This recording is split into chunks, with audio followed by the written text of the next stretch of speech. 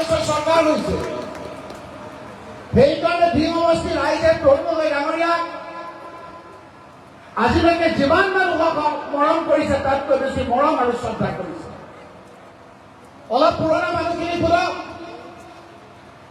কংগ্ৰেছৰ যেতিয়া বেয়া অৱস্থা আছিল, তৰুণ গগৈ যেতিয়া ডাঙৰীয়া যেতিয়া ইয়াৰ পৰা সাংসদৰ পদত উঠিছিল, তৰুণ গগৈ হাৰিবলৈ জিকিব যেতিয়া বিভিন্ন ধৰণৰ চৰ্চা হৈছিল, চামগুৰি মানুহে ভোট দিবলৈ নিদিয়ে সন্দেহ আছিল, বটদ্ৰৱা মানুহে ভোট দিবলৈ নিদিয়ে সন্দেহ আছিল, ৰূপহী মানুহে কি কৰিব কি নকৰিব সেই সময়ত সন্দেহ আছিল। সেই সময়ত তৰুণ গগৈ ডাঙৰীয়াক ৭৮,০০০ ভোটৰ বেছি দি ভীম সমষ্টিৰ মানুহে আজি সংসদলৈ পঠিয়াইছিল। এই ভীম সমষ্টি কংগ্ৰেছ, তৰুণ গগৈ ডাঙৰীয়াৰ, বিপ্লৱ গগৈ ডাঙৰীয়াৰ, গৌৰৱ গগৈ ডাঙৰীয়া আৰু কংগ্ৰেছৰ লোকসকলক ভাল পোৱা মানুহ। সেইকাৰণে মই এতিয়া আপোনালোকক ক'বলৈ আহিছো, এই ভোটটো কোনো উৎসৱ নহয়, এই ভোটটো কোনো আনন্দ নহয়, এই ভোটটো আপোনালোকৰ জীৱন। এই ভোটটো যদি আপোনালোকে ভুল জেগাত দিয়ে, পিছত কিন্তু আপোনালোকে ইয়াৰ নফচি কৰি লাভ নহ'ব ৰাইজ। সেইকাৰণে ভোটটো দিলে এবাৰ নহয়, দুবাৰ নহয়, কেইবাবাৰো চিন্তা কৰিব। এই ভোটৰ লগত আপোনালোকৰ ল'ৰা ছোৱালীৰ জীৱন জড়িত হৈ আছে, এই ভোটৰ লগত সমাজখনৰ শান্তি জড়িত হৈ আছে। সেয়েহে মই আজি আপোনালোকক অনুৰোধ কৰিবলৈ আহিছো, নিগমশ্ৰী ৰাইজ, এইবাৰ আপোনালোকে শক্তিশালী ৰূপত কংগ্ৰেছ পাৰ্টিক আপোনালোকে বিজয়ী কৰিব লাগিব। বহুতে কৈ আছে ২৯ত চৰকাৰ সলনি হ'ব, কিন্তু আপোনালোকে জানে ৰাহুল গান্ধী ডাঙৰীয়াৰ কথা সকলো শুনি যায়। ৰাহুল গান্ধী ডাঙৰীয়াই কৈছিল কৃষকসকলক যে এই কৃষকসকলৰ যিটো আইন কেন্দ্ৰীয় চৰকাৰে জোৰকৈ প্ৰণয়ন কৰিব বিচাৰিছে, সেই আইন প্ৰণয়ন কৰিবলৈ মই নিদিওঁ। পৰৱৰ্তী সময়ত সেই আইন বাতিল কৰিবলগীয়া হ'ল। GST কেন্দ্ৰত যিটো কৈছে সেইটো হৈছে, কৰোনাৰ ৰাজধানী দিয়াৰ লগে লগে সেইটো হৈছে। এইবাৰ ৰাহুল গান্ধী ডাঙৰীয়াই কৈছে যে ২৯ নহয়, ২০২৭ চনত কেন্দ্ৰীয় চৰকাৰ ভাঙিব, নৰেন্দ্ৰ মোদী ডাঙৰীয়া ভাঙিব আৰু কংগ্ৰেছৰ নেতৃত্বত চৰকাৰ হ'ব লাগিব। সেইকাৰণে এই কথাখিনি আজি বিহাৰৰ মানুহে বুজি উঠিছে। বিহাৰত কৈছে তানজিলে যে উপ নিৰ্বাচন হৈছে, তাত কেন্দ্ৰৰ সভাপতি বিজেপিৰ, তেওঁৰ সমষ্টিত নিৰ্বাচন হৈছে, তাত বিজেপি পৰাস্ত হৈছে। মধ্যপ্ৰদেশত বিজেপি চৰকাৰ, তাৰপিছতো তাত উপ নিৰ্বাচনত কংগ্ৰেছৰ প্ৰাৰ্থী জিকিছে। এই কথাটো আমাতকৈ বেছি হিমন্ত বিশ্ব শৰ্মা ডাঙৰীয়াই বুজি পায়। মই সেইকাৰণে ওলাই আহোঁতে মোক সাংবাদিক বন্ধুসকলে সুধিছে যে এইবাৰ ইউডিএফ যে উঠিছে, ইউডিএফে আপোনালোকৰ ভোট ভাঙিব নেকি? মই কৈছো যে আমাৰ কংগ্ৰেছৰ দুজনমানে কৈছে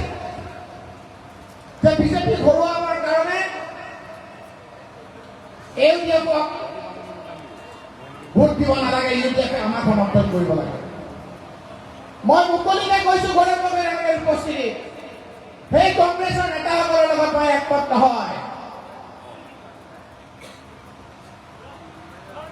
আজি যদি ইউডিএফ নুঠে, তেতিয়াহ'লে অলপ ভোট বিজেপিয়ে বেছিকৈ পাব।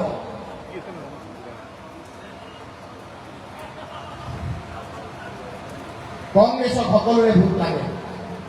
হিন্দুৰ ভোট লাগে, মুছলমানৰ ভোট লাগে, খ্ৰীষ্টানৰ ভোট লাগে, জনজাতিৰ ভোট লাগে, অজনজাতিৰ ভোট লাগে, শিডিউল কাষ্টৰ ভোট লাগে, OBCৰ ভোট লাগে, সকলোৰে ভোট লাগে। কিন্তু ইউডিএফক সকলো নালাগে, বিজেপি সকলোৰে নালাগে। মই ভাল পাওঁ হিমন্ত বিশ্ব শৰ্মা, কিছুমান কথা স্পষ্টকে কৈ দিয়ে। কি কয় সত্য মিয়াৰ ভোট কি বুলি কয় যাৰ ভোট কি ভোট নালাগে মিয়াৰ ভোট নালাগে তোমাক নিদিও চিধা কথা মিয়াৰ ভোট যদি নালাগে তোমাক বৌৰ ভোট নিদিও আমাকতো লাগে আমাক হিন্দুৰ ভোট লাগে মুছলমানৰ ভোট লাগে খ্ৰীষ্টানৰ ভোট লাগে আৰু এটা দল আছে হিন্দুৰ ভোট নালাগে কোনটো দল LDF কংগ্ৰেছত আমাৰ সকলোৰে লাগে কিন্তু সকলো মুছলমানে কংগ্ৰেছত ভোট দিব নেকি কেতিয়াবা দিছে নেকি কেতিয়াবা মুছলমান সকলোৱে কংগ্ৰেছক ভোট দিছে নেকি সকলোৱে ভোট দিছে নেকি দিব নেকি কেতিয়াও নিদিয়ে যদি নিদিয়ে কংগ্ৰেছক নিদিয়া মুছলমান ভোটখিনি ক'ত দিব জেগা ক'ত জেগা হ'ল UDF যদি সেইখিনি UDFক নিদিয়ে তেতিয়া সেইখিনি বিজেপিলৈ যাবগৈ সেইকাৰণে মই মোৰ তলপেট সদায় খোজ মই সদায় চামগুৰি সমষ্টিত কওঁ বদৰদি নাচব লাগিলে আহক আহক আহক এইবাৰ এনেকুৱা হাৰিছে 10 লাখ ভোটত ৰাইজে সৰুৱে ভোট দিয়ে আমি সকলোৰে ভোট পাম ৰাইজ বিজেপি মিয়াৰ ভোট নালাগে কৈছে দাদা যি সমষ্টি সিহঁতৰ কাম নাই আছে জানো মিয়াৰ ভোট নালাগে হিমন্ত বিশ্ব শৰ্মাই সজাইছে চামগুৰি সমষ্টি কেনেকৈ আগতে মিলা প্ৰীতি আছিল তাতো তেওঁলোকৰ কাম নাই ৰূপহী সমষ্টিত বিজেপিক ভোট নালাগে তেওঁলোকে কোৱা আমি কোৱা নাই নালাগে হয়নে নহয় নালাগে লাহৰীয়া সমষ্টিত তেওঁলোকক ভোট নালাগে এইকেইটা সমষ্টিততো তেওঁলোকে নাই আমাক ভোট লাগিব নগাঁও বটদ্ৰৱা সমষ্টি আমাক ভোট লাগিব চিডুল কাষ্টৰ ৰহাৰ সমষ্টি আমাৰ ভোট লাগিব তিৱা থাকাৰ বৰিগাঁও সমষ্টি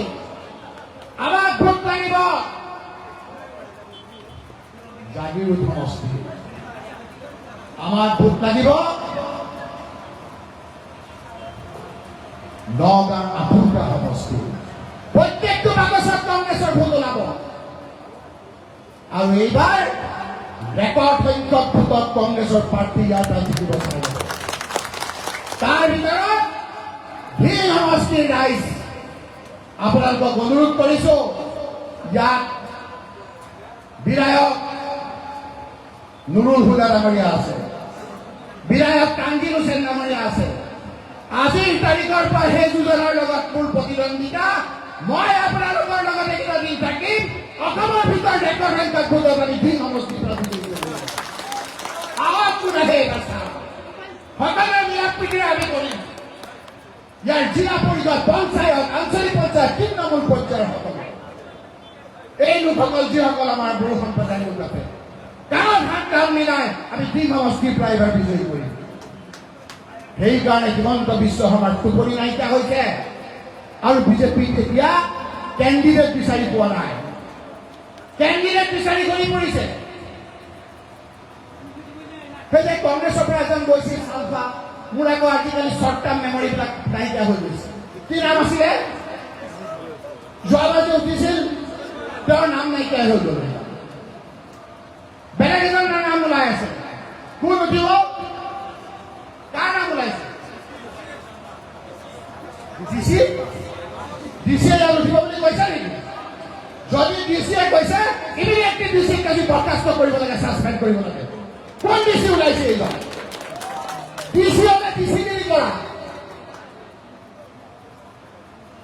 নাচা বাগা গান গোৱা গাই থাকা সেইবিলাকত আমাৰ আপত্তি নাই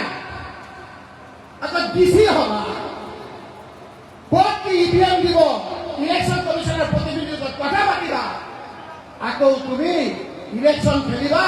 কংগ্ৰেছ ইমান দুৰ্বল নহয় আমি ইলেকশ্যন কমিশ্যনৰ ওচৰলৈ যাম আৰু কম যে এইজন ডিচিক আপোনালোকে ইমিডিয়েটলি বৰখাস্ত কৰক আৰু তেওঁ যদি নমিনেশ্যন দিয়ে নমিনেশ্যনত আপোনালোকে কেঞ্চেল কৰক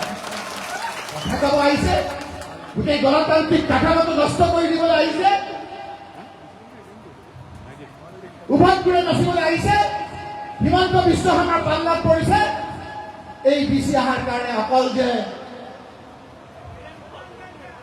কেইজন মানে সন্তুষ্ট সেইটোহে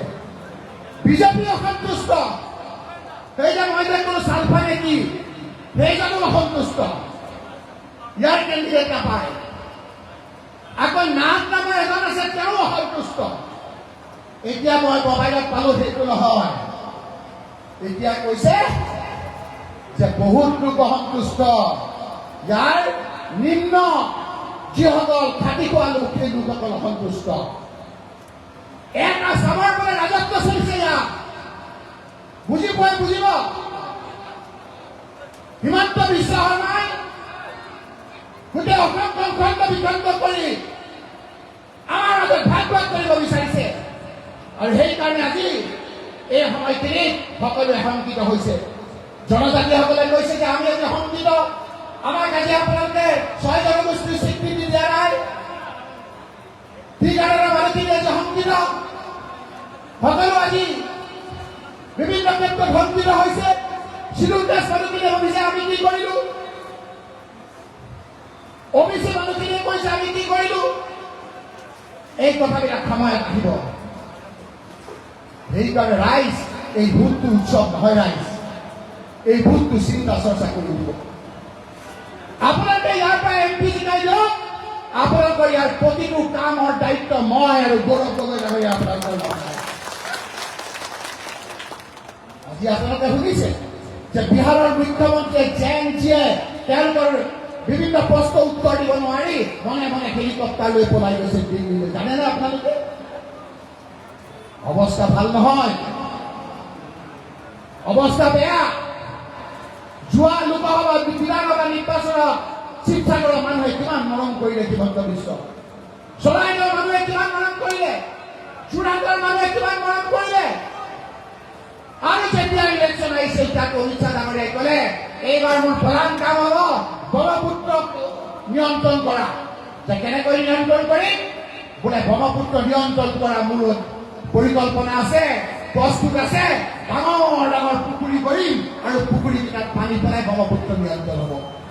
শিৱসাগৰতো ভবা নাছিল সেই ডাঙৰ পুখুৰীটো যে শিৱসাগৰ চৰাইদেউ আৰু যোৰহাট শুই আছে মানুহ বহুত মানুহে জানে যে বানপানী আহিব যোৰহাট শিৱসাগৰৰ সেই মানুহখিনি চৰাইদেউৰ মানুহে কোনোদিন বানপানী দেখা নাছিল 7:30 বাজিত তাত হাহাকাৰ পানী আহিছে কি পানী আহিছে কোনো ধৰিব পৰা নাই ৰাইজ আপোনালোকে কল্পনা কৰিব নোৱাৰিব বিছনাৰ সৈতে উঠাই লৈ গুচি গ'ল এগৰাকীয়ে গাৰুটো ধৰি আছে নিজৰ ল'ৰাটোক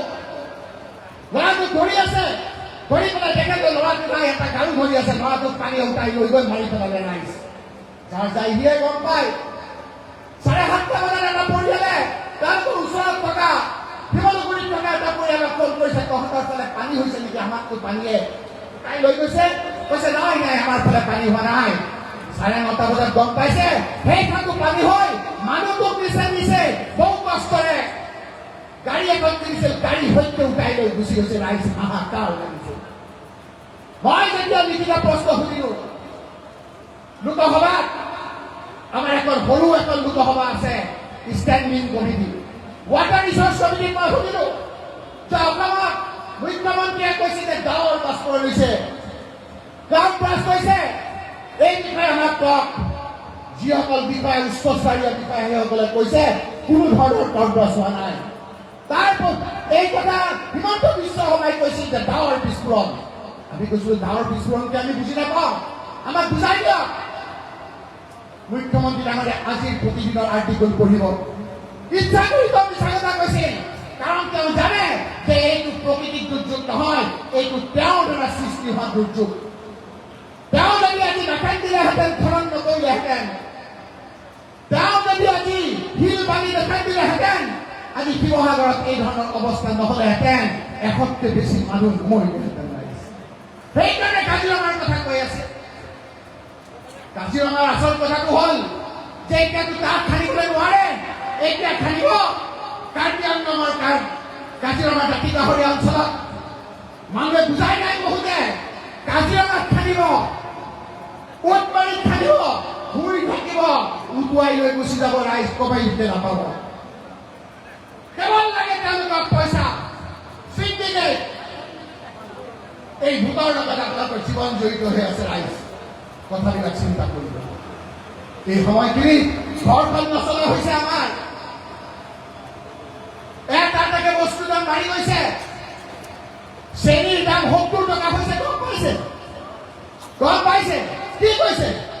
যে চেনী কিয় খাব লাগে, ডায়েবেটিছ হয়। সেইবিলাক বোলো উত্তৰ তেওঁলোকৰ, সেইকাৰণে ৰাইজ মই আপোনালোকক অনুৰোধ কৰিছো, আজি আমি ধুবুৰী আমাৰ ভি সমষ্টিৰ প্ৰতিজনৰ লগত কাণত কাণ মিলাই আমাৰ গৌৰৱ গগৈ ডাঙৰীয়াৰ আগৰ সমষ্টিৰ পৰা চামগুৰি আৰু ৰূপহীনকৈ বেছি ভোট দি আমি আমাৰ কংগ্ৰেছ প্ৰাৰ্থীক বিজয়ী কৰিম। ৰাইজ চামগুৰিতো মিটিং হৈছে, বেলেগতো মিটিং হৈছে। আজি ভি সমষ্টিৰ এই মিটিংখন সকলোতকৈ বেছি ছাকচেছ হৈছে, সেই কথাটো মই ৰাজহুৱাভাৱে ঘোষণা কৰিছোঁ। তাৰ প্ৰতিদান হিচাপে আজি প্ৰতিজন কংগ্ৰেছ কৰ্মী বুথ আমাৰ যিসকলে এইকেইদিন ভিজুৱেল আমি বিভিন্ন ধৰণে কথা পাতিছোঁ, সেই লোকসকলক দি মই মোৰ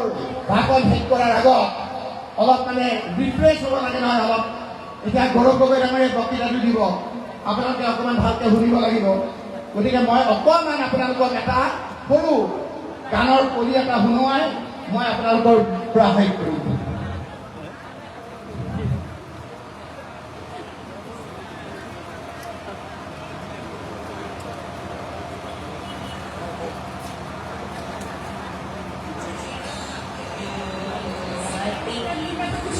क्या कहना है, जनता की सुन रही है, क्या सुनना है, जनता वोट नहीं देगी, मुझको पता है, क्या ईवीएम से गिराएंगे, सबको पता है। सर महंगाई बढ़ रही है, क्या कहेंगे, कुछ ना कहो, बेरोजगारी पर कुछ कह दीजिए, कुछ भी ना कहो। क्या कहना है, जनता की सुन रही है, क्या सुनना है, जनता वोट नहीं देगी, मुझको पता है, वोट क्या ईवीएम से गिराएंगे, सबको पता है। धन्यवाद।